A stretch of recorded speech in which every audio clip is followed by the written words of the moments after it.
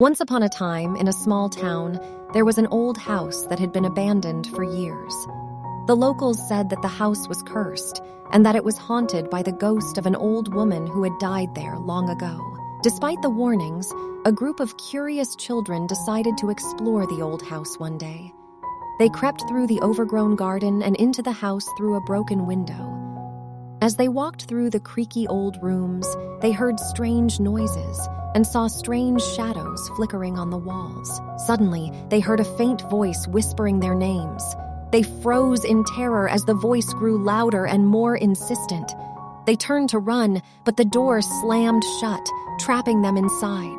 The ghost of the old woman appeared before them, her eyes glowing with a pale light. The children trembled with fear as she told them her story.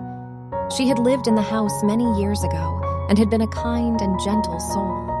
But when she died, her spirit had become trapped in the house, unable to move on to the afterlife. The ghost begged the children to help her find peace so that she could finally rest. She told them that they needed to find a special object that had been lost in the house and return it to her grave in the nearby cemetery.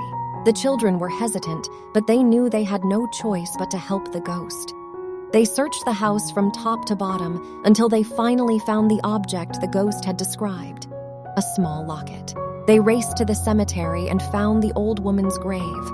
As they placed the locket on the grave, a bright light shone from the sky, and the ghost of the old woman disappeared, finally finding peace.